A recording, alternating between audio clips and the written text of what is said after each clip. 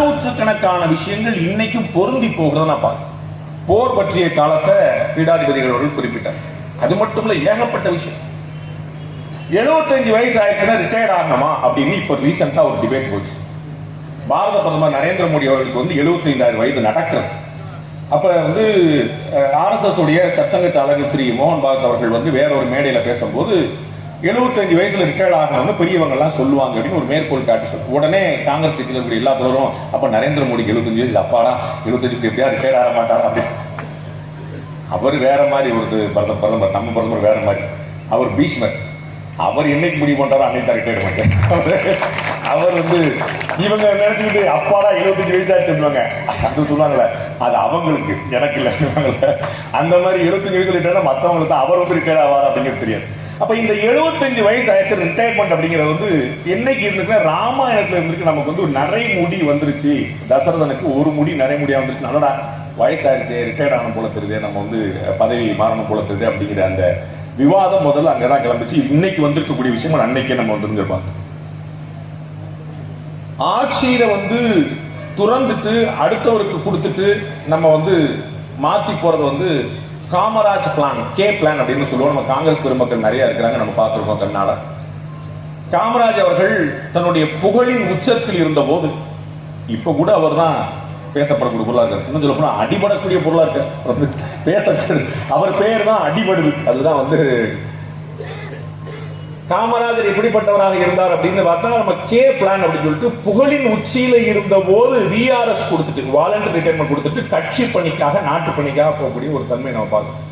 அந்த மாதிரி ஒரு பெரும் வாய்ப்பு நமக்கு ஆட்சியை பிடிக்கிறதுக்கு கிடைக்காதான்னு ஏங்கின போது சாதாரணமா விட்டு கொடுத்துட்டு போனவர் ராமரா இருக்கிறா பார்க்கிறோம். அன்று காமராஜர், அதற்கு முதலில் நம்ம ராமரை கூட பார்க்கிறோம். பதவி வேண்டாம் அப்படின்னு விட்டு கொடுத்துட்டு சாதாரணமா கிளம்பி போனது நம்ம பார்க்கிறோம். இப்படி ஆச்சரியமான விஷயங்கள் நிறைய பார்க்கிறோம்.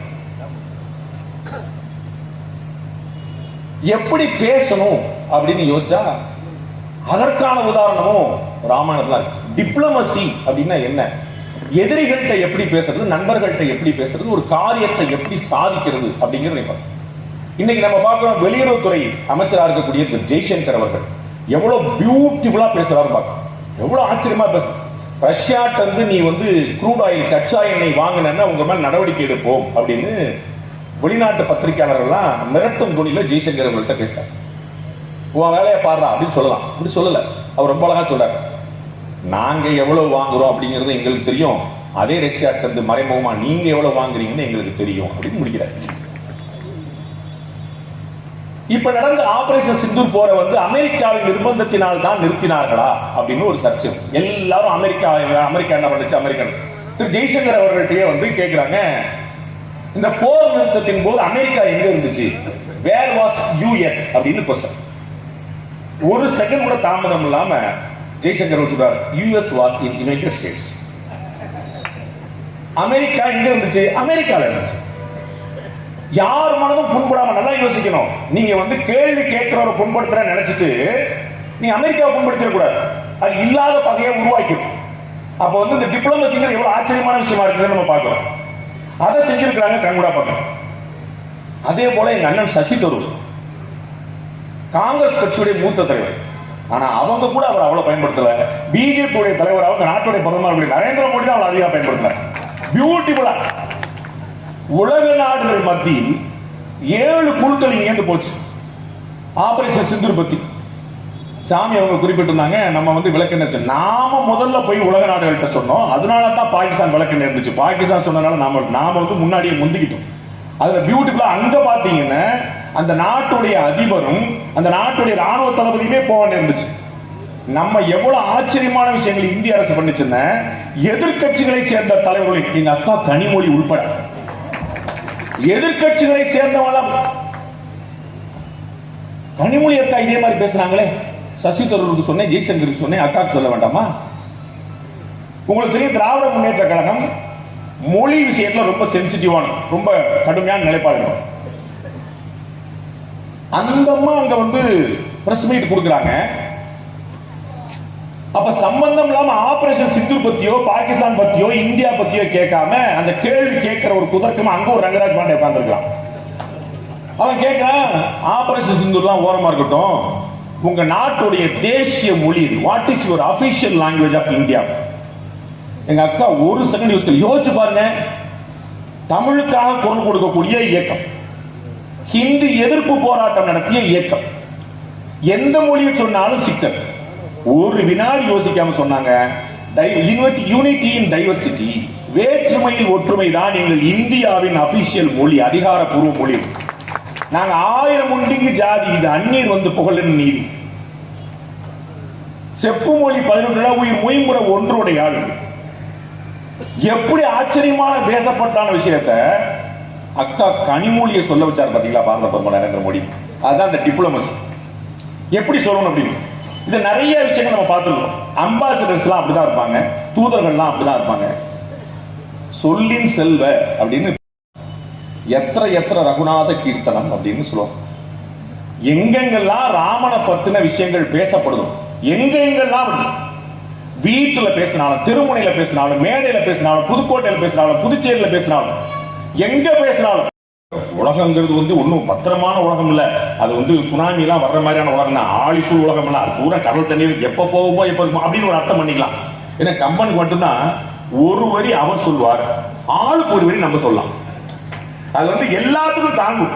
அது வந்து எவ்வளவு பொருள் கொடுத்தாலும் தாங்கும். அதனால இன்னைக்கு வந்து அதற்கான தாங்கக்கூடிய சக்தியை வந்து எவ்வளவு பொழிப்புரையை கொடுத்தாலும் தாங்கும். அப்படிப்பட்ட அப்ப ஆழிசூழ் உலகம் எல்லாம் பரதனே ஆள என்ன சொல்ல. அது என்னடா கடல் சூழ்ந்து கிடக்கிறது, ஒரு தீவு மாதிரி கிடக்கிறது, என்ன எப்ப மூங்குமோ சுனாமி வருமோ தெரியாது. அதை வந்து பரதன் ஆண்டு போறான். நீ போய் தாழ்வு சடைகள் தாங்கி அருந்தவம் மேற்கொண்டு பூழி வெங்கானம் நன்னி புண்ணிய துறைகள் ஆடி 7 ஆண்டின் வா. நல்ல சடமுடிலாம் தரிச்சிட்டு எல்லா காட்டுக்கும் போய், எல்லா கோயிலுக்கும் போய், எல்லா நதிகள்லயும் நீராடிட்டு 14 வருஷம் கொஞ்சம் பெருசா தெரியுமா? 7 ஆண்டு 2 7 7 × 2 அப்படி ஓடி வந்து அப்படி சுருக்கப்பட்டு சொல்லி வந்துடலாம்.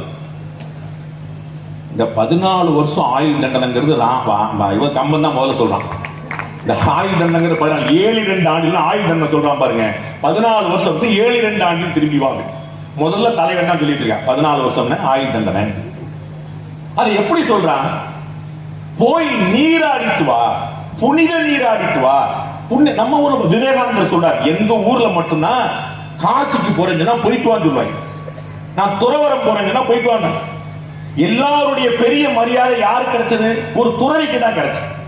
அப்படிப்பட்ட நாடு இந்த இந்தியா. எவ்வளவு பெரிய எம்எல்ஏவா இருந்தாலும், எம்பியா இருந்தாலும், ராஜாவாக இருந்தாலும் காலில் விழுந்துக்கணும். ஏன்? எல்லாத்தையும் துறந்தவராக இருக்கிறார். அப்ப அப்படிப்பட்ட ஒரு துறவுக்கு போ அப்படின்னு ராமனுக்கு எப்படிப்பட்ட வார்த்தைகளை சொல்லி கைகை அனுப்புறாங்க. இதை கம்மன் சொல்லியிருக்கு. அதை வந்து ஏகினான் அரசன் அப்படின்னு ஒரு வாசகம் சொல்லுவாங்க, இயம்பினான் அரசன் அப்படின்னு சொல்லுவாங்க. அதுல பாடபேதங்கள் இருக்கு. நான் வந்து இயம்பினான் அரசன் தான் சரியா இருக்கும், நான் என்னுடைய சிற்றறிவுல கருதுவேன். காரணம் வந்து அந்த அம்மாக்கே மனசுல ஒரு ஏகினா அப்படின்னா வந்து ஒரு ஆர்டர் போட்ட மாதிரி ஒரு வார்த்தை வந்து, அப்ப இயம்பினான் அரசன் சொல்லும்போது அந்த அம்மாக்கே ஒரு தயக்கம் இருக்கு. என்னதான் இருந்தாலும் ராமனை பார்த்துட்டு எப்படி நம்ம போய் சொல்ல முடியும் வந்து, அதனால நான் சொல்ற ராமன் தசரத் தான் சொன்னா பார்த்துக்கோ அப்படின்னு சொல்லும்போது அந்த பதட்டத்தினால இயம்பினான் அரசன் அப்படின்னு அவர் சொல்றான்னு புரிஞ்சுக்கலாம். ராமனுக்கும் நமக்கும் என்ன சம்பந்தம்? நாம ஏன் கம்பன் விழா கொண்டாடுறோம்? ரொம்ப ஆச்சரியமான ஒரு தரவு நண்பர்களே.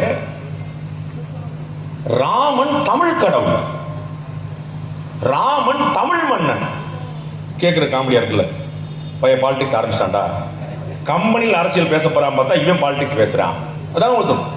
இத நான் சொல்லல. ராமன் யாரு அப்படிங்கிறத கம்பர் ரொம்ப அழகா சொல்றாரு. ஜனகர்கிட்ட வந்து ஒரு ரிஷி சொல்றாரு, யாரு இந்த ராமன் அப்படின்னு. ஆதித்தன் குலமுதல்வன், சூரிய வம்சத்தை சேர்ந்தவன். ஆதித்தன் குலமுதல்வன் ராமனை பத்தி ஜனகரிடம் ஒரு ரிஷி சொல்கிறார். யார் அந்த ராமன் வந்திருக்கான் இல்லையா, யார் அந்த ராமன்? ஆதித்தன் குலமுதல்வன். மனுவினை யார் அறியாதார்? மனு எங்க அண்ணன் திருமாவளவன் வரைக்கும் தெரியும். மனுவை தெரியாது கம்மன் சொல்றார் சார், நான் சொல்ல. மனுவினை அறியாதார் யார்? மனுவை யாருக்கு தெரியாம இருக்கு? எல்லாருக்கும் தெரிஞ்சு. மனுவினை அறியாதார் யார்? பேதித்து உயிரனைத்தும் பெரும்பசியால் வருந்தாமல் சோதி தன் வரிசை நிலையால் நிலமடந்தை முளை சிறப்ப சாதித்த பெருந்தகன் இவர் குலத்து ஓ தராபதி கான், பிருது மன்னன் ஒரு. அந்த தராபதி வரைக்கும் இவர்கள்லாம் சேர்ந்துதான் இந்த மன்னர் பரம்பரை சொல்லிட்டு சூரியன்ல இருந்து ஆரம்பிச்சு சூரிய குலம், ஆதித்ய வம்சம், சூரிய வம்சம், சரத்குமார் படம் நினைச்சாதீங்க, இது ராமரை பத்தி சொல்லி. சூரிய வம்சம் அப்படின்னு ஜனகரிடம் ராமனை பற்றி ஒரு ரிஷி எடுத்து சொல்ற. நம்ம ஊர்ல ஒரு சூரிய வம்சம் இருக்குது. ஓஹோ, நீங்க இந்த பக்கம் போயிட்டீங்களா சார்? நான் அவ்வளவு தூரத்துக்கு நான் வரல. ராஜராஜ சோழன், சோழ பெருமன்னர் பெரும் பரம்பரை யாரு? சில இடத்துல என்ன ஆகும், ரெண்டு குடும்பத்துல சண்டை நடக்கும், அவங்க சமாதானமா போயிடுவாங்க. ஆனா இந்த வேடிக்கை பார்க்க வந்த ஆட்கள் இருந்தால் நீ அப்படி பேசிருக்க கூடாது, ஒரு பெரிய மனுஷன். அப்புறம் அவருக்கே டென்ஷன் ஆயிரும். அப்படியா, நான் மாட்டு இங்க ஒரு சூரிய வம்சம் இருக்குன்னு நான் வேற ராஜராஜ சோழ அர்த்தத்தை சொல்றேன், நீங்க என்ன சபா பாயிண்ட்டுக்கு வந்தார் பாண்டே அப்படின்றார். ஐயோ, இங்க ஒரு இன்னொரு சூரிய வம்சம் வந்துருச்சா அப்படின்னு இந்த வம்சத்துக்கு அப்புறம் வருவோம். நம்ம ஆட்சியில் இருக்கக்கூடிய சூரிய வம்சத்துக்கு நம்ம அப்புறம் வரும். ராஜராஜ சோழன் எந்த குலத்தை சேர்ந்தவன் அப்படிங்கிறத ரங்கராஜ் பாண்டே சொல்ல எசாலம் செப்பேடு சொல்கிறது. நம்மகிட்ட கிடைச்சிருக்கக்கூடிய எசாலம் செப்பேடு சொல்கிறது சமஸ்கிருதத்தில் இருக்குது. ராஜேந்திர சோழன், அந்த ராஜராஜ சோழன் உட்பட்ட சோழ வம்ச மன்னர்கள் எல்லாருமே சிவாச்சாரியார்களை தங்களுடைய குலகுருவாக கொண்டவர்கள். சிவாச்சாரியார்கள் எல்லாருக்கும், கரூர் தேர்வுப்பட எல்லாருக்கும் வந்து ஒரு சிவாச்சாரியார்கள் வந்து இருந்துகிட்டே இருப்பாங்க, குருநாதராக.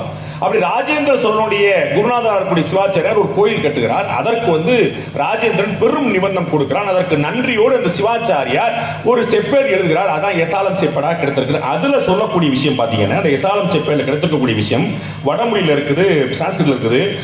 ஆசி தாத்தியோ நிர்வாணம் மனு, சூரியனிலிருந்து வந்து அதுக்கு இருக்கக்கூடிய மனு, ஆசி தாத்தியோ நிர்வாணம் மனு அப்படின்னு சொல்லிட்டு பெரிய ஸ்லோகம் போது, அரிகாலஸ்ததோ ஜன்யே கரிகாலச ததன்வயே சக்ரு யஸ்ய ஆஜ்ய பூபா காவேரி தீரபந்தனம். கரிகால பெருவளத்தான் வரைக்கும், காவேரியில் அணை கட்டிய கரிகால பெருவளத்தான் வரைக்கும் சூரியனில் ஆரம்பித்து மனுவில் வந்து பிறகு பெரிய பாசனம் பரகேசரிகள் எல்லாம் சொல்லி அத்தனை பேர் வந்து இன்னைக்கு ஆதித்த கரிகாலன் வந்து காவேரியில தீர்த்தத்தை வந்து அணை கட்டினானே, அவன் வரைக்குமான இந்த வம்சம்னு சொல்றார். சூரியனுடைய வம்சம், மனுவுடைய வம்சம். ராமன் எந்த வம்சமோ அதே வம்சம் ராஜராஜ சோழனுடைய வம்சம். இதை நான் சொல்லல, எசாலம் செப்பேடு சொல்கிறது. நம்முடைய பரம்பில் இந்த சூரிய வம்சம் இந்த மண்ணை சேர்ந்ததாக இருக்கிறது அப்படிங்கிற நீங்க பார்க்கலாம். ஒரு நாடு எப்படி இருக்கணும் அப்படின்னு ஒரு கேள்வி நமக்கு வரும். அரசியல் அப்படின்னா நமக்கு வந்து எல்லாருக்கும் வந்து நாடு என்ப நாடா வளர்த்தன அப்படின்னு சொல்லுவாங்க. கம்பர் வந்து நாடு பத்தி எப்படி பேசுறாருன்னா நிறைய இடங்கள்ல பேசுறாரு. அவர் வந்து அயோத்தி பத்தி சொல்றாரு, கோசலை தேசம் பத்தி சொல்றாரு, ராவணனுடைய நாடு பத்தி சொல்றாரு, பல இடங்கள்ல நாடு பத்தி சொல்றாரு. ரொம்ப ஆச்சரியமான ஒரு விஷயம் பாருங்க, அயோத்தியை விட ராவணனுடைய பூமியை இலங்கையை விட கோசல நாடு பத்தி சொல்றார். கம்பனுடைய தமிழ் வந்து பாரதி யாமறிந்த புலவரிலே கம்பரை போல் இளங்கோவை போல் வள்ளுவரை போன்ற. யோசிச்சு பார்த்தீங்கன்னா வள்ளுவர் தான் சீனியர், வள்ளுவர் தான் மூத்தவர். முதல்ல 2900 வருஷத்துக்கு முன்னாடி இருக்கு. அப்ப முதல்ல யார சொல்லியிருக்கணும்? யாமறிந்த புலவர் வள்ளுவனை போல் ஆரம்பிச்சது. வள்ளுவன் காலத்தால் முந்தியவன், கம்பன் காலத்தால் அழியாதவன். முதல்ல இருக்கிறார் கம்பனை போல். அவ்வளவு ஆச்சரியம். மொழி வளத்துல வந்து இன்னைக்கு வரைக்கும் தமிழை உயிர்ப்பித்துக் கொண்டிருக்கக்கூடிய, தமிழுக்கு பிச்சை போட்டுக் கொண்டிருக்கக்கூடிய ஒரு ஆச்சரியமான கவிஞன் கம்பன் தான் சொல்லலாம். நம்ம ஊர்ல சொல்லுவாங்க வெள்ளந்தின்னு, எங்க ஊர்ல சொல்லுவாங்க. ரொம்ப வெள்ளந்தியான பையன், கிளீனா இருப்பான், ஒன்னும் தெரியாது, ரொம்ப மனசுல எதுவும் வச்சிருக்க மாட்டான், அவன் பேர் வெள்ளந்தின்னு. வெண்மை இல்லை,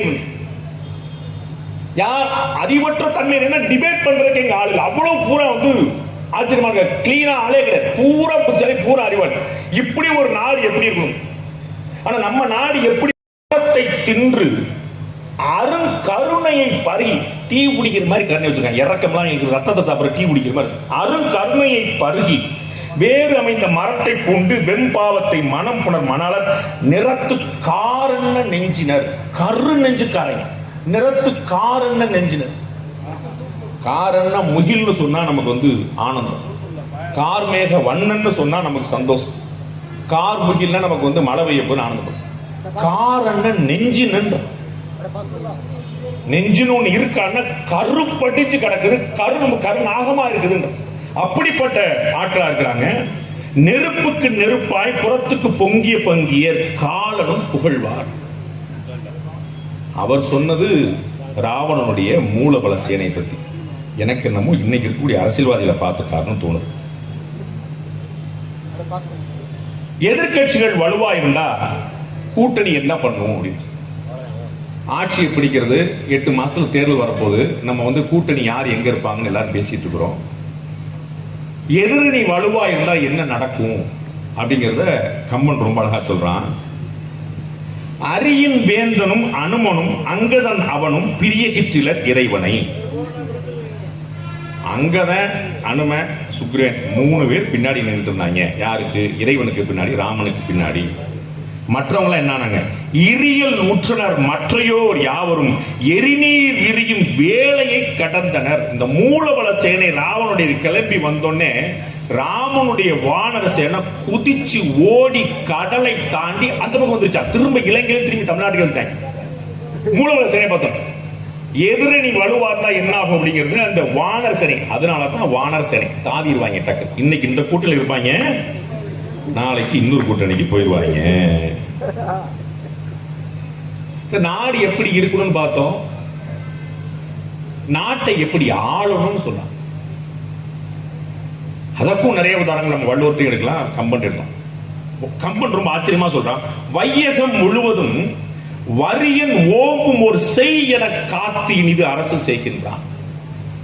இந்த நாடு முழுக்க ஒரு 100, நீங்க பார்த்திருப்பீங்க, 100 ஏக்கர் வச்சிருந்தார் ஒரு பண்ணையார் அப்படின்னா அவர் 99 ஏக்கரை வீணாக்கி தான் வச்சிருப்பாரு. சும்மா போட்டிருப்பாரு. அது வித்துரும், நில உடைமை சட்டத்தில் யாரும் எடுத்துட்டு போயிடுவாங்கன்னு சொல்லிட்டு சும்மா தரிசா வச்சிருப்பாங்க. யாரும் கொடுக்க மாட்டாங்க, தானும் கொடுக்க மாட்டாங்க, அடுத்து கொடுக்க மாட்டாங்க.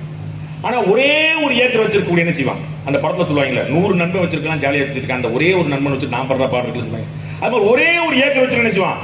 அந்த ஏக்கர் நிலத்துல அவனே உழுது, அவனே அழுது, அவனே புரண்டு அதை அப்படி பார்த்துக்கிடுவான்.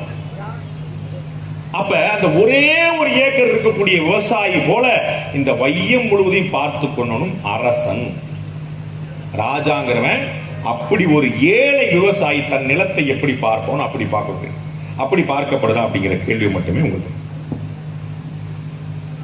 எது சரி அப்படின்னா, கம்பன் இருந்த காலம் மன்னராட்சி, நாம இருக்கக்கூடிய காலம் மக்களாட்சி அப்படின்னு சொல்றாங்க. அப்ப மக்களாட்சியா மன்னனாட்சியா அப்படின்னு ஒரு கேள்வி. எதுப்பா நல்லா இருக்கு? நம்ம இன்னைக்கு வரைக்கும் ராஜராஜ சோழனுடைய ஆட்சி, ராஜேந்திரனுடைய ஆட்சி, சேரர்களுடைய ஆட்சி, பாண்டியருடைய ஆட்சி, இமயவரமன் ஆட்சி, நம்ம எல்லா ஆட்சியிலையும் ரொம்ப பெருசா மன்னர்களுடைய ஆட்சியை நம்ம அவ்வளவு பெருமையா சொல்றோம். மக்களாட்சியை சண்டை பிடிச்சிருக்கோம். ஆக்சுவலா மக்களாட்சி தான் ஜனநாயகம் தான் நம்ம பெருமையா பேசுறோம். ஆனா என்ன நடக்குது, மக்களாட்சியில நம்ம இந்த கட்சிக்காரங்க எவ்வளவு செய்யறாங்கன்னு அந்த கட்சி சொல்ல, ஆளுங்கட்சி எவ்வளவு செய்யணும் எதிர்கட்சி சொல்ல, எதிர்கட்சி என்ன செஞ்சு ஆளுங்கட்சி சொல்ல. எங்க அண்ணன் வடிவேலு சொன்ன மாதிரி என்னை அவன் கேவலமா திட்டுவான், நான் ரொம்ப கேவலமா திட்டுவேன், நாங்க இப்படி மாறி மாறி திட்டுவோம் சொல்லி சொன்ன மாதிரி இவர்கள் திட்டம் போதுதான் நமக்கு இவ்வளவு நடந்திருக்குதானே தெரியுது. நமக்கு தெரிய மாட்டேது. நீ அப்படி செய்யலையா, ஓ அப்படி செஞ்சாரா, அப்ப நீ மட்டும் இப்படி செய்ய, ஓ நீ இப்படி செஞ்சா அப்படின்னு அவங்க எப்படி அவங்க மாறி மாறி சண்டை போடப்பதான் தெரியுது. அப்ப நம்ம மக்களாட்சி பெற்றா மன்னராட்சி பெற்றா அப்படின்னா ரொம்ப ஆச்சரியமா அதற்கு கம்பன் ஒரு சொல்றான். செய்ரிலா உலகினில் சென்று நின்று வாழ் உயிரெல்லாம் உறைவதோர் உடலும் ஆயினான் அப்படின்னு சொல்றான். தசரதனை பத்தி சொல்லும் போது பெரிய நுணுக்கமான ஆச்சரியமான விஷயம் ஆசான்கள் சொல்லக்கூடியது என்ன அப்படின்னா, நாம எல்லாம் என்ன நினைச்சிட்டு இருக்கோம், மன்னன் உயிர் மக்கள் உடல் நினைச்சிட்டு.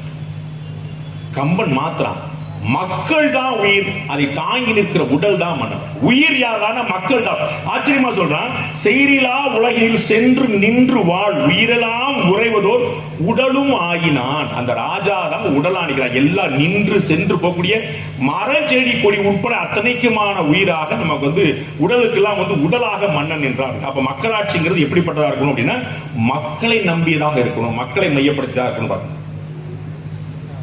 யாரையெல்லாம் கட்சியில சேர்க்கணும் அப்படின்னு ஒரு விவாதம். விபீஷணன் எதிரணியில இருந்து கட்சி மாதிரி வர்றான். தலைவா, அந்த கட்சியில நான் ரொம்ப வருஷமா இருந்தேன், அங்க நியாயம் இல்ல, நம்ம உங்க கட்சியில வந்துட்டேன், எலெக்ஷன் வரப்போ சீட்டு நீங்களா கொடுப்பீங்களா அப்படின்னு சொல்லிட்டு வர்றான். அப்புறம் சீட்டு கொடுத்துடுறாருன்னு வச்சுக்கோங்க. ஆனா எதிரணியில இருந்து வந்த போது வந்திருக்கிறவன் யாரு? ஓன் பிரதர், ராவனுடைய சொந்த சகோதரன். அப்ப எப்படி கட்சியில சேர்க்கிறது? ஸ்பையா இருக்கலாம்ல. அவனை ஏமாற்று சாமி சொன்னாங்கல்ல, மாய விஷயங்கள் பண்ணவங்க தானே, வண்டா தானே போய் பார்த்தா அப்படி. அப்ப சுக்ரீவன் நம்மளை ஏமாத்துறதுக்கு வந்திருக்கலாம்ல, நம்மகிட்ட கூடிய பழங்கள் தெரிஞ்சு இருக்கலாம்ல. அப்ப விபீஷணனை உள்ள சேர்க்கலாமா, சுக்ரீவன் சொல்லிட்ட விபீஷணனை திரும்ப சேர்க்கலாமா வேண்டாமா அப்படின்னு ஒரு ஆலோசனை கூட்டம் நடத்துறாரு ராமர். அதுல எல்லாரும் கருத்து சொல்றாங்க. ரொம்ப ஆச்சரியமா சுக்ரீவன் சொல்வதை எங்களுடைய ஆசான் சொல்வாரு. சுக்ரீவன் சொல்றானா, என்ன ராமா அவனை நம்ப கூடாது, ஏன் அவன் பிரதருக்கு துரோகம் செஞ்சவன். யார் சொன்னா? சுக்ரீவன். வாலி கூட சண்டை போட்டவன், உன் சொல்லி சொந்த சகோதர சண்டை போட்டேன், வாலி பக்கம் நியாயம் இல்லைங்கிறது. அப்புறம் சகோதர சண்டையில இருந்தவன் பிரதருக்கு வந்து துரோகம் பண்ணவன், அவனை சேர்க்க கூடாது. இப்படி எல்லாரும் ஆளாளு கொண்டு சொல்றாங்க. எல்லாரும் சொல்லிட்டாங்க விபீஷணனை சேர்க்க கூடாது. எல்லாருடைய கருத்தும் ஒத்த கருத்து, மெஜாரிட்டி வின்ஸ். அப்ப இந்த கட்சி தலைவர்கள் என்ன பண்ணுவாங்க நீங்க எல்லாம் பார்த்திருப்பீங்க. எல்லா கருத்தும் எதுல வச்சிருந்தா அவங்களுடைய ட்ரம்ப் கார்டு ஒண்ணு வச்சிருப்பாங்க கடைசியில. அப்படியா விபீஷணனை சேர்க்க வேண்டாமா? தம்பி நீங்க என்ன சொல்றீங்க, உனக்கு ஒரு கருத்து இருக்குமே, அனுமா எந்திரிச்சு சொல்லு அப்படின்னு அனுமனை தூதுவார். ஏன்னா அனுமன் யாரு? தொண்டனுக்கெல்லாம் தொண்டை, தலைவனுடைய குறிப்பறிஞ்சு பேசுறான். அப்படி கண்ணில் நினைச்சு பார்த்தானே ஓஹோ தலைவருக்கு சொல்லிட்டு அடிச்சு பின்னி படுத்துருவான் அனுமன். அனுமன் ஆச்சரியமா சொல்றான். எல்லாரும் சொல்லி முடிச்ச பிறகு சொல்றான், தேவர்க்கும் தானவர்க்கும் திசைமுகனே முதலாய தேவதேவர் மூவர்க்கும் முடிப்ப அரிய காரியத்தை முற்றுவிப்பான் மூன்று நின்றாய். ராஜாதி ராஜனால, தேவர்களால, கடவுளால, முப்பெரும் தேவர்களால யாராலையும் முடியாத விஷயத்தெல்லாம் செய்யறதுக்கு வந்த நீ தொண்டை எப்படி பாருங்க. தலைவா அப்படின்னு ஆரம்பிச்சா சாதா தலைவர்கள், தலைவனுக்கெல்லாம் தலைவன், மும்முடி சோழன், 5வது சோழன், 6வது சோழன், இதே தெய்வம், என்னென்னலாம் வார்த்தை விடுமா அனுமன் பியூட்டிஃபுல்லா போறான். யார் நீ? எப்படிப்பட்ட ஆள்? யாராலையும் முடியாததான் நீ செய்ய முடியும், உன்னால முடியாத உலகத்திலே கிடையாது. அப்படிப்பட்ட நீ அப்படின்னு ஒரு பில்டு. அப்ப ராஜா வந்து ஹாப்பியா இருக்கிறார். ராமன் வந்து ரைட் அப்படியா சொல்ற, வெரி ஹாப்பியா, சூப்பர். இப்ப என்ன செய்யலாம்? அடுத்த பாயிண்ட் சொல்றாரு. ஆவத்தின் வந்து அபயம் என்றானை அயிர்த்து அகல விடுதியாயின் கூவத்தின் சிறு புனலை கடல் அயிர்த்தது ஒவ்வாதோ. சாதாரணமான ஒரு ஓடை, ஒரு நதி, அது வந்து கடலை கொண்டு போயிரும் என்ன அர்த்தம்? ஒரு விபீஷணை வந்து உன்னெல்லாம் ஏதாவது தொற்ற முடியுமா? நீ யாரு, எப்பேற்பட்ட ஆளு, என்ன பரம்பரை, எப்படிப்பட்ட ராஜா, வந்துட்டு போற நம்ம பயதான் ஓகே அப்படின்னு சேர்த்துற. அப்ப என்ன புரியுது உங்களுக்கு? ராமன் விரும்பியதை அனுமன் சொன்னான். அதனால எல்லோரும் எதிர்த்தும் அனுமன் சொன்ன அந்த ஒற்றை வார்த்தைக்காக ராமன் ஏற்றான். அப்ப எப்படி வந்து இந்த டிப்ளமசி பேர், இந்த ராஜதோன் எப்படி இருப்பாரு? நம்ம நினைச்சோம் எல்லாரும் எதிர்த்தாங்க. நான் கட்டால பார்த்திருக்கிறேன். திராவிட முன்னேற்ற கழகத்துடைய தலைவர் அமரர் கலைஞர் அவர்கள் வந்து எப்ப செயற்குழு பொதுக்குழு கூட்டினாலும் அங்க வந்து குத்தாலம் கல்யாணம் அப்படின்னு ஒருத்தர் இருப்பார். டக்குன்னு வந்து தலைவர் வந்து கல்யாணம் நீ ஏதோ சொல்லுப்பா அப்படின்னு சொல்லிடுவார். அவர் வந்து தலைவர் மனசுல என்ன இருக்குன்னு, அவர் மனசை இவர் படிப்பாரோ, அவருக்கு என்ன இருக்குன்னு இவர் கொடுப்பாரோ அது தெரியாது. ஆனா கரெக்டா அவர் தலைவர் மனசுல என்ன இருக்குது, அத மாதிரி வந்து ராமன் மனசுல என்ன இருக்குது அப்படிங்கறத அழகா வந்து அனுமன் சொல்றான். எவ்வளவு கட்சிகளை உள்ள சேர்க்கலாம்? அப்ப ஒரு கட்சி இருக்கு, 2 கட்சி இருக்கு, எவ்வளவு கட்சி சேர்க்கலாம் கூட்டணிக்கு அப்படின்னு சொன்னா எவ்வளவு முடியுதோ அவ்வளவு சேர்த்துருன்ற. ஏன்னா நம்ம போகிற வேலை, எடுத்திருக்கிற வேலை, காரியம் வந்து ரொம்ப பெருசு. ராவணனை எதிர்த்து நம்ம போரிட போறோம். அப்ப வந்து ஒரு எந்த விதமான ஒரு சமரசத்துக்கும் போக முடியாது, நம்ம ஒரு சாய்ஸ் எடுக்க முடியாது. அப்ப நம்முடைய டீமை எவ்வளவு ஸ்ட்ரென்தன் பண்ண முடியுமோ ஸ்ட்ரென்தன் முடியும். திராவிட முன்னேற்ற கழகம் வந்து ஒரு பெரிய கூட்டணி அமைச்சிருக்கு ஏற்கனவே, இன்னமும் பெரிய கூட்டணி வரும்னு அவங்க சொல்றாங்க. எதிர்க்கட்சி தலைவர் திரு எடப்பாடி பழனிசாமி அடுத்த மாசத்துக்குள்ள பாருங்க பயங்கரமான பெரிய கட்சி ஒன்று வரப்போது சொல்லியிருக்காரு. ஆளாளுக்கு கூட்டணியை வந்து பெருசாக்க சொல்லியிருக்காங்க. எத்தனை பெரிய கட்சி இருக்கு தமிழ்நாட்டிலும் தெரியவே இல்லை. நம்ம 2 கட்சி தான் இருக்குன்னு நினைச்சோம். இன்னும் பெரிய கட்சி வரப்போது, பெரிய பிரம்மாண்டமான கட்சி வரப்போகுதுங்கிற வார்த்தையை திரு எடப்பாடி பழனிசாமி பயன்படுத்துறாரு. பிரம்மாண்டமா நான் கூட என் தம்பிகிட்ட கேட்டேன், ஒருவேளை திமுகவை அதிமுக கூட்டணி வரப்போதோ அப்படின்னு தெரியலையே. பிரம்மாண்டமான பெரிய கட்சி கூட்டணின்னா 2 கட்சி தான் நமக்கு தெரிஞ்சிருக்கு. ஏடிஎம்கே வந்து பிரம்மாண்டமான கட்சி வருது, அனிமே திமுக சேர போதோ என்னமோ தெரியல அப்படின்னு சொல்லி அந்த மாதிரி வந்து பெரிய கட்சி வந்து எல்லாருமே இருக்கு. அப்ப எத்தனை கட்சி தான் சேர்க்கணுங்கிறதுக்கு அழகா சொல்றாரு கம்பர். குகனோடும் ஐவரானும் பின்பு குன்று சொல்வான் மகனோடும் அறுவரானும் எம்முளை அன்பின் வந்தாக நமர் காதலைய நின்னோடும் எழுவரானும் புகழரும் காணம் தந்து புதல்வரால் பொழிந்தான் நுந்தை. இதுல வந்து இடஒதுக்கீடு வேற இருக்கு. ஒரு ஷெட்யூல்டு காஸ்ட், ஒரு ஷெட்யூல்டு ட்ரைபு, ஒரு காட்டுல இருக்கிற எல்லாத்தையும் கொடுத்திருக்காரு. 5, 6, 7, 8. அதோட முக்கியம் என்னன்னா புதல்வரால் பொழிந்தான் நுந்தைங்க. நாங்க ஒரு 4 பேரு, அப்புறம் 5, 6, 7 உன்னோட சேர்த்து அப்படின்னு சொல்லிட்டு பாத்தியா எங்க அப்பா எவ்வளவு பண்ணிருக்காரு. இல்ல உங்க அப்பா அவ்வளவு பண்ணிருக்காரு. என்ன அர்த்தம்? ஆட்சியில முதலமைச்சரா நான் உட்கார்ந்து இருப்பேன், ஆனா இது உங்களுடைய ஆட்சின்னு சொல்லணும். அப்ப நம்ம உண்மையில நம்ம ஆட்சி தான் போடாது அப்படி ஹாப்பியா பண்ணு, நமக்கு தெரியாது. அப்ப ராமன் ஆச்சரியமா சொல்ற, புதல்வரால் பொழிந்தான் நுந்தை. இது உங்களுடைய கூட்டணி ஆட்சி.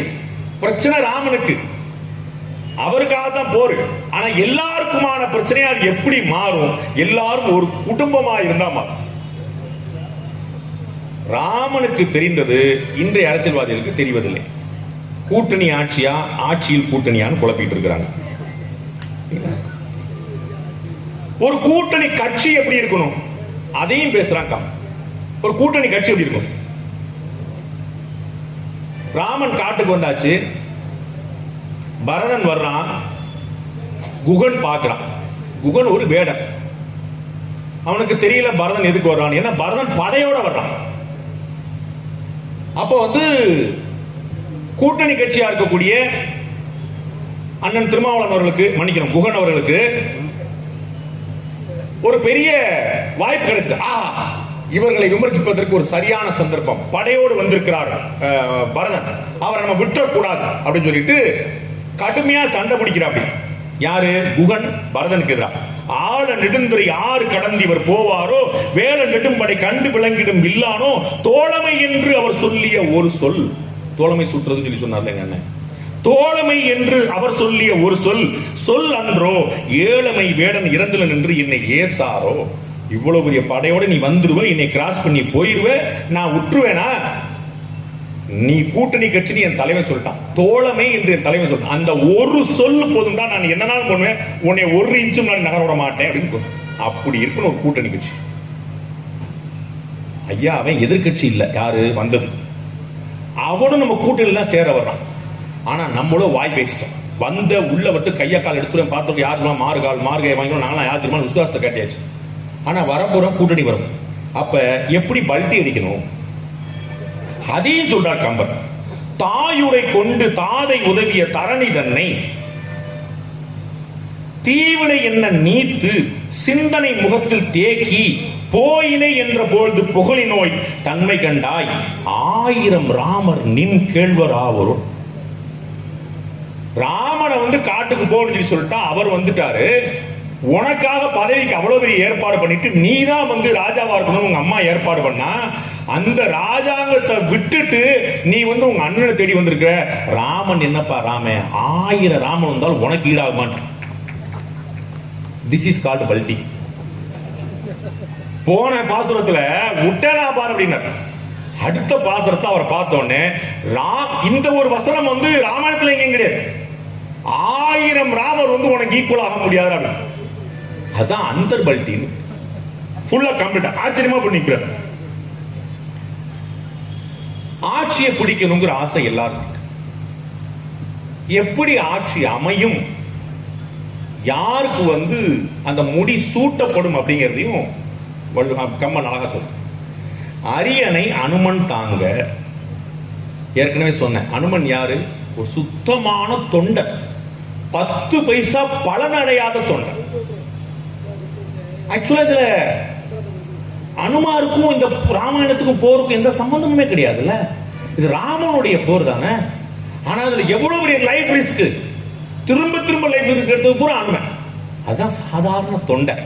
அவன் தான் அரியணையை தாங்கி நிற்கிறான். ஒரு தொண்டன் தான் இந்த அரியணையை தாங்கி நிற்க முடியும். தொண்டன் நிறைவடைந்தால் தான், மனது இருந்தால் தான் அவன் ஆன்டி இன்கம்பன்சிங்கிறீங்க தான் வந்து. தொண்டர்கள் நிறைவாக இருக்கிறார்களா இல்லையா? அரியணை அனுமன் தாங்க. அப்ப தொண்டர்கள் தாங்கினார்கள்னா அரியணை தாங்கும். அங்கதன் உடைவாள் ஏந்த ஆபீசர், நிர்வாகி, 2nd level 3rd level layer இருக்கக்கூடியவங்க திடீர்னு காமராஜர் பத்தி பேசுறேன், அதை பத்தி பேசுறேன், ஏதாவது பேசி பஞ்சாயத்தை கூட்டக்கூடாது. அப்படி கூட்டினா பெரிய பிரச்சனை. அங்கதன் உடைவாள் ஏந்த, கூட நின்று அருவாள் வச்சிருக்கான், உடைவாள் வச்சிருக்கான், கூட நிக்கிறது. கூட இருக்கிறவங்களே காலி பண்றதுல பக்கத்துல கூட டக்கு வீசிடக்கூடாது, கூட்டணி கலைஞ்சிடும். அப்ப அங்கதன் உடைவாள் ஏந்த பரதன் வெண்குடை கவிக்க. பிரதர்ஸ்குள்ள தகராறு வந்துடக்கூடாது. அதிகார போட்டி முதல்ல அங்கதான் ஆரம்பிக்கும். அதை முதல்ல வந்து அதிகார போட்டியா மாறாம இருக்கிறதுக்கு பிரதர்ஸை சரி பண்ணிக்கணும். இருவரும் கவரி வீச, கூட்டணி கட்சிகள் எல்லாருமே வந்து நல்லா இருக்கட்டும், தலைவர் நல்லா இருக்கட்டும், கவரி வீச, விரை செறி குழலி ஓங்க, வெண்ணையூர் சடையன் தங்கள் மரபுலோர். ஏன் இங்க வந்து சடையப்ப வல்லால் வர்றார் அப்படின்னா, அந்த காலத்து அம்பானி அதானி அவர் தான். ஃபண்டு வேணும், நீ என்ன வந்தாலும் சரி, சடையப்ப வள்ளல் கொடுக்கலன்னா அப்புறம் எங்க பாருக்கும், அரியணையும் கிடையாது, அங்கதானம் கிடையாது. அப்ப இந்த சடையப்ப வள்ளலுடைய முன்னோர் ஒருத்தன் வந்து அதை எடுத்து கொடுக்க அப்படின்னு சொன்னா அவனால தான் தங்க கிரீடம் செய்ய முடியும்.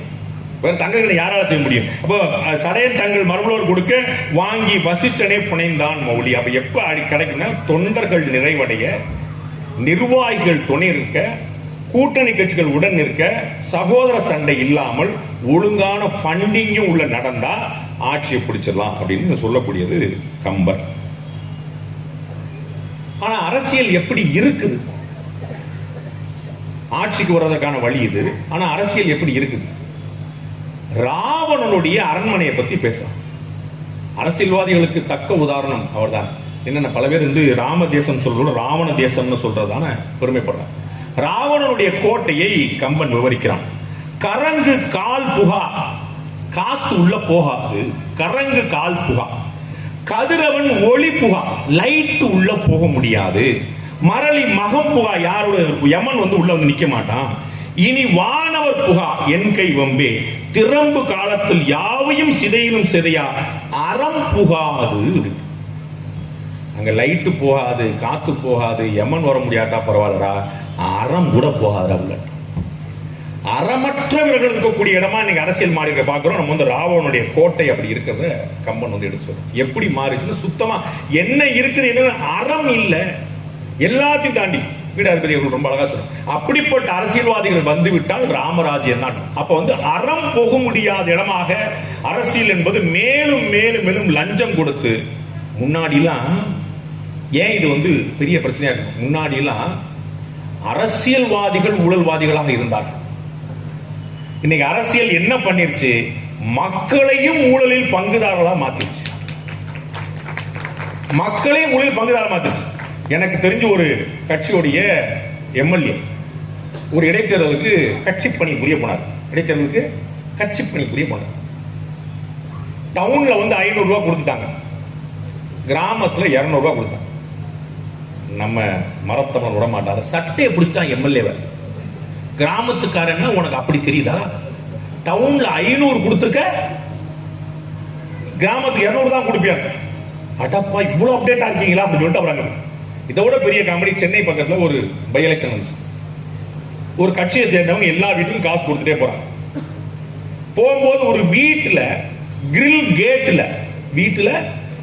கேட்ல ஒரு சின்னத்தை பார்த்துட்டாங்க. அந்த கிரில் கேட்லயே சின்ன. அப்ப இந்த வீட்டுல இருக்கக்கூடியவங்க ஓட்டு போட மாட்டாங்கன்னு அதுக்கு முந்தின வீட்டுல கொடுத்தாங்க, அடுத்த வீட்டுல கொடுத்தாங்க, அந்த வீட்டுல கொடுக்காம போயிட்டாங்க. தேர்தல் பணி நடந்துட்டு இருக்கு, பனி மனையில நடந்துட்டு. மறுநாள் காலைல அந்த அம்மா வீட்டுல இருந்து கிளம்பி வந்துருச்சு. 3வது தெருல 4வது வீடு காசு கொடுத்தியா அவர் பணக்கணும் வந்து 3வது, ஆமா கொடுக்கல, நீங்க அந்த கட்சி ஆச்சு, ஆமா நாங்க இந்த கட்சி ஆச்சு, ஆமா. அந்த அம்மா அப்ப காசு கொடுக்க மாட்டேன், அம்மா நீ ஓட்டு போட மாட்டேன், அப்ப ஓட்டு போட காசு கொடுக்க மாட்டேன். என்னம்மா சொல்ற, எந்த கட்சியா இருந்தாலும் காசு கொடுன்னு எதிர்கட்சிக்காரன்ட்டா சண்டை ஓட்டு வாங்கி போச்சு. சண்டை ஓட்டு வாங்கி. அதுதான் அறம் புகா ராவணனுடைய கோட்டை. சாமானிய மக்களுக்கு நீங்க என்ன செய்வீங்க? இப்ப என்னைய பார்த்து நீங்க திருடன், அரசியல்வாதி திருடன் அப்படின்னு சொல்லுவீங்க, காசு வாங்க, லஞ்சம். நீங்க காசு வாங்கினீங்களே, நீங்க காசு வாங்கி தானே ஓட்டு போட்டீங்க. ஒரு நாள் 1 நிமிஷம் வந்து கியூல நின்று ஓட்டு போடுறதுக்கு உங்களுக்கு 500 ரூபாய் வேணும். 5 வருஷம் கஷ்டப்பட்டு அந்த அரியல உட்கார்ந்துருக்கவன் ஓசியில வேலை பார்ப்பானா? அறம் புகா ராவணனுடைய கோட்டை. அப்ப என்ன செய்யறது? எல்லாத்தையும் உள்ள பங்குதாரர் ஆக்கிட்டோம்னா முடிஞ்சு வச்சா, நீயும் பொம்மை நானும் பொம்மை நினைச்சு பார்த்தா எல்லாம் பொம்மை அப்படின்னு. இது யாரு கரப்ஷன் தனியா வர முடியாது. இது வந்து இன்னைக்கு நிதர்சனமான உலகம். எப்படிப்பட்ட அரசியல்வாதிகள் இருக்கணுங்கிற கனவு ராமனை தவிர வேற யார்கிட்ட பார்க்க முடியும்? அரசியல்வாதியாக ராஜாவாக இருக்கக்கூடியவன் எப்படி இருந்தான்?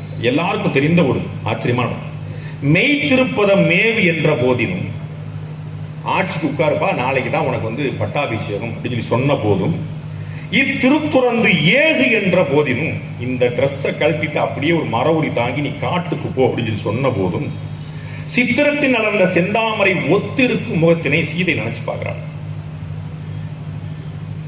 சித்திரத்தில் நடந்த செந்தாமரை முகத்தினை ஏன் சொல்றான் நம்ம ஆச்சரியம்.